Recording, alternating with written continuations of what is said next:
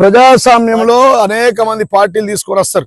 ఇప్పటికీ గడిచిన 25 సంవత్సరాల్లో 2001 నుంచి తెలంగాణ రాష్ట్ర సమితి పుట్టినప్పటి నుంచి ఇప్పటిదాకా కోకొల్లలు పాన్ డబ్బల్లాగా ఉట్టుకొచ్చినాయి. పెద్ద పెద్ద నాయకులు ఈ రాష్ట్రానికి హోంమిత్ర నాయకులు దేవేందర్ గౌడ్ ఒక పార్టీ తీసుకొచ్చాడు, కోదండరామ్ గారు ఆయన ఒక పార్టీ తీసుకొచ్చాడు, ఆలే నరేంద్ర ఆయన ఒక పార్టీ తీసుకొచ్చాడు, విజయశాంతి ఆయన ఒక పార్టీ తీసుకొచ్చారు.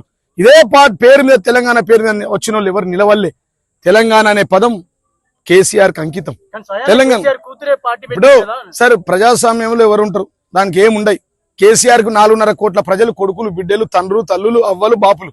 ఆయన కుటుంబాన్ని ఎప్పుడు అది చేసుకోలే. కేసీఆర్ కుటుంబం అంటే ఇప్పుడు నేనున్నా, కేసీఆర్ కొడుకు రక్తం పంచుకొని పుట్టకున్నా, రక్తం పట్టుకొని పుంజుకున్న కంటే ఎక్కువ ప్రేమ మా మీద. మాకు 2 సార్లు 3 సార్లు టికెట్ ఇచ్చాడు, 2 సార్లు ఎమ్మెల్యే చేశాడు నన్ను. మా అమ్మ సర్పంచ్ కాదు, మా నాన్న ఉప సర్పంచ్ కాదు, అట్లాంటి నన్ను 3 సార్లు పోటీ చేయించాడు, 2 సార్లు గెలిపించాడు, పియూసీ చైర్మన్ ఇచ్చాడు, జిల్లా పార్టీ అధ్యక్షుడిగా చేశాడు నన్ను.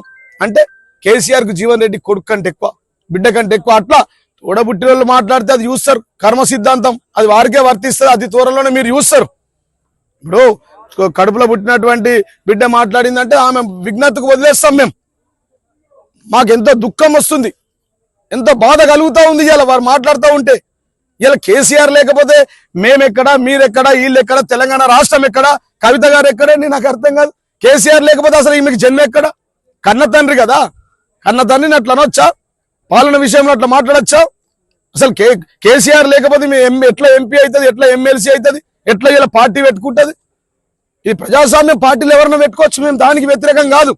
కేసీఆర్ మాట మంచిగా మాట్లాడకపోతే ఫ్యూచర్ లో వారు అనుభవిస్తారని చెప్పి సందర్భం తెలియజేస్తున్నాను. జై తెలంగాణ.